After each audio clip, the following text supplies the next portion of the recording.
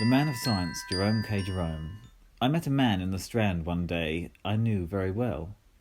As I thought, though I had not seen him for years. We walked together to Charing Cross, and there we shook hands and parted. Next morning I spoke of this meeting to a mutual friend, and then I learnt, for the first time, that the man had died 6 months before. The natural inference was that I had mistaken one man for another, an error that, not having a good memory for faces, I frequently fall into. What was remarkable about the matter, however, was that throughout our walk I had conversed with the man under the impression that he was the other dead man, and, whether by coincidence or not, his replies had never once suggested to me my mistake. As soon as I finished speaking, Jefferson, who had been listening very thoughtfully, asked me if I had believed in spiritualism to its full extent. "That is rather a large question," I answered. "What do you mean by spiritualism to its fullest extent?" "Well, do you believe that the spirits of the dead have not only the power of revisiting this earth at their will, but that, when here, they have the power of action, or rather, exciting to action? Let me put it a definite case. A spiritualist friend of mine, a sensible and by no means imaginative man, once told me that a table, through the medium of which the spirit of a friend had been in the habit of communicating with him, came slowly across the room towards him, of its own accord, one night as he sat alone, and pinioned him against the wall. Now, can any of you believe that, or can't you?" I could. Brown took it upon himself to reply, "But before doing so, I should wish for an introduction to the friend who told you the story. Speaking generally," he continued, "it seems to me that the difference between what we call the natural and the supernatural is merely the difference between frequency and verity of occurrence. Having regard to the phenomena we are compelled to admit, I think it illogical to disbelieve anything that we are not able to disprove. For my part," remarked McShaughnessy, "I can believe in the ability of our spirit friends to give the quaint entertainments credited to them much easier than I can in their desire to do so." "You mean," added Jefferson, "that you cannot understand why a spirit not compelled as we are by our exigencies of society should care to spend its evenings carrying on a laboured and childish conversation with a room full of abnormally uninteresting people?" "That is precisely what I cannot understand," McShaughnessy agreed. "Nor I either," said Jefferson, "but I was thinking of something very different altogether.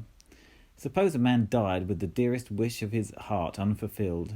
Do you believe that his spirit might have power to return to earth and complete the interrupted work?"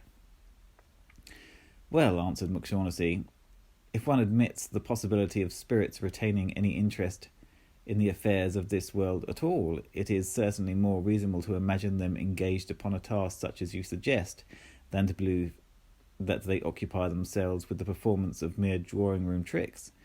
But what are you leading up to?"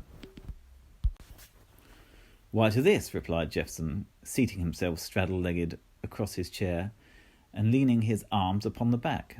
"I was told a story this morning at the hospital by an old French doctor. The actual facts are few and simple. All that is known can be read in the Paris police records of 42 years ago. The most important part of the case, however, is the part that is not known, and that never will be known. The story begins with a great wrong done by one man unto another man. What the wrong was, I do not know. I am inclined to think, however, it was connected with a woman. I think that because he who had been wronged hated him, who had wronged with a hate such as does often burn in a man's brain unless it be fanned by the memory of a woman's breath. Still, that is only conjecture, and the point is immaterial. The man who had done the wrong fled, and the other man followed him. It became a point-to-point race, the first man having the advantage of a day's start. The course was the whole world, and the stakes were the first man's life. Travellers were few and far between in those days, and this made the trail easy to follow. The first man, never knowing how far or how near the other was behind him, and hoping now and again that he might have baffled him, would rest for a while. The second man, knowing always just how far the first one was before him, never paused, and thus each day the man who was spurred by hate drew nearer to the man who was spurred by fear. As this town, the answer to the never-varied question would be, "At 7 o'clock last evening, monsieur." 18 hours. Give me something to eat, quick, while the horses are being put to. At the next calculation would be 16 hours. Passing a lonely chalet, monsieur puts his head out of the window.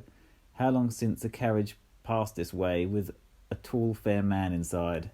Such a one passed early this morning, monsieur. Thanks, drive on, 100 francs apiece if you are through the pass before daybreak. And what for dead horses, monsieur? Twice their value when living. One day the man who was ridden by fear looked up and saw before him the open door of a cathedral. Passing in, knelt down and prayed. He prayed long and fervently, for men, when they are in sore straits, clutch energy at straws of faith. He prayed that he might be forgiven his sin, and more important still, that he might be pardoned the consequences of his sin, and be delivered from his adversary. And there, a few chairs from him, facing him, knelt his enemy, praying also. But the second man's prayer, being a thanksgiving merely, was short, so that when the first man raised his eyes, he saw the face of his enemy gazing at him across the chair tops, with a mocking smile upon it. He made no attempt to rise, but remained kneeling, fascinated by the look of joy that shone out of the other man's eyes. And the other man moved the high-backed chairs one by one, and came towards him softly. Then, just as the man who had been wronged stood beside the man who had wronged him, full of gladness that his opportunity had come, there burst from the cathedral tower a sudden clash of bells, and the man whose opportunity had come broke his heart and fell back dead, with that mocking smile of his still playing round his mouth. And so he lay there. Then the man who had done wrong rose up and passed out, praising God. What became of the body of the man is not known. It was the body of a stranger who had died suddenly in a cathedral. There was none to identify it, none to claim it. Years passed away, and the survivor in the tragedy became a worthy and useful citizen, and noted man of science. In his laboratory, where many objects necessary to him in his researches, and prominent among them stood in a certain corner a human skeleton. It was very old and much mended skeleton, and one day the long-expected end arrived, and it tumbled into pieces. Thus it became necessary to purchase another. The man of science visited a dealer he well knew, a little parchment-faced old man who kept a dingy shop where nothing was ever sold within the shadow of the towers of Notre Dame. The little parchment-faced old man had just the very thing that Monsieur wanted, a singularly fine and well-proportioned study. It should be sent round and set up in Monsieur's laboratory that very afternoon. The dealer was as good as his word. When Monsieur entered his laboratory that evening, the thing was in its place.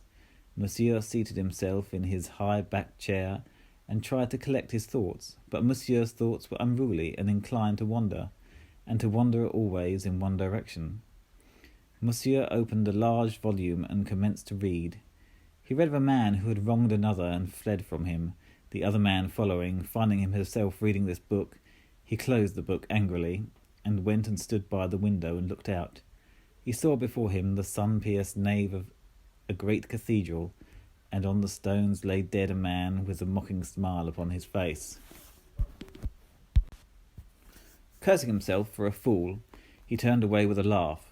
But his laugh was short-lived, for it seemed to him that something else in the room was laughing also. Struck suddenly still, with his feet glued to the ground, he stood listening for a while, then sought with starting eyes the corner of the room where the sound had seemed to come, but the white thing standing there was only grinning. Monsieur wiped the damp sweat from his head and hands and stole out. For a couple of days he did not enter the room again, on the third telling himself that his fears were those of a hysterical girl. He opened the door and went in. To shame himself, he took his lamp in his hand and, crossing over to the far corner where the skeleton stood, examined it. A set of bones bought for 100 francs. Was he a child to be scared by such a bogey? He held his lamp up in front of the thing's grinning head.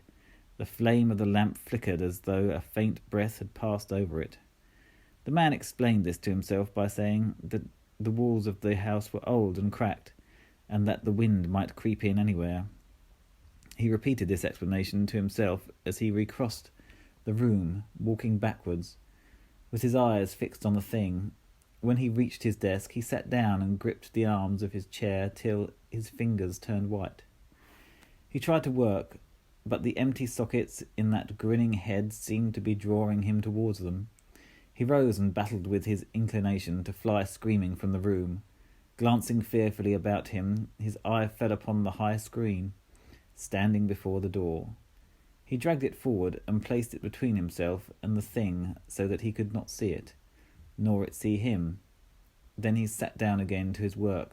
For a while he forced himself to look at the book in the front of him, but at last, unable to control himself any longer, he suffered his eyes to follow their own bent. It may have been an hallucination. He may have accidentally placed the screen so as to favour such an illusion, but what he saw was a bony hand coming round the corner of the screen, and with a cry he fell to the floor in a swoon. The people of the house came running in, and lifting him up, carried him out, and laid him upon his bed. As soon as he recovered, his first question was, where had they found the thing? Where was it when they entered the room? And when they told him they had seen it standing where it always stood, and had gone down into the room to look again because of his frenzied entreaties, and returning trying to hide their smiles, he listened to their talk about overwork and the necessity for change and rest, and said they might do with him as they would. So for many months the laboratory door remained locked. Then there came a chill autumn evening when the man of science opened it again and closed it behind him. He lighted his lamp and gathered his instruments and books around him and sat down before them in his high-backed chair, and the old terror returned to him. But this time he meant to conquer himself. His nerves were stronger now, and his brain clearer. He would fight his unreasoning fear. He crossed to the door and locked himself in, and flung the key to the other end of the room, where it fell amongst jars and bottles with an echoing clatter. Later on, his old housekeeper, going her final round, tapped at his door and wished him good night, as was her custom. She received no response. At first, and growing nervous, tapped louder and called again. At the length, an answering "good night" came back to her. She thought little about it at the time, but afterwards she remembered that the voice had replied to her had been strangely grating and mechanical. Trying to describe it, she likened it to such a voice as she would imagine coming from a statue. Next morning his door remained still locked. It was no unusual thing for him to work all night, and far into the next day, so no one thought to be surprised. When, however, evening came, and yet he did not appear, his servants gathered outside the room and whispered, remembering what had happened once before. They listened, but could hear no sound. They shook the door and called to him, then beat with their fists upon the wooden panels, but still no sound came from the room. Becoming alarmed, they decided to burst open the door, and after many blows it gave way and flew back, and they crowded in. He sat bolt upright in his high-backed chair. They thought at first he had died in his sleep, but when they drew nearer and the light fell upon him, they saw the livid marks of bony fingers around his throat, and in his eyes there was a terror such as is not seen often in human eyes. Brown was the first to break the silence that followed. He asked me if I had any brandy on board. He said he felt he should like just a nip of brandy before going to bed.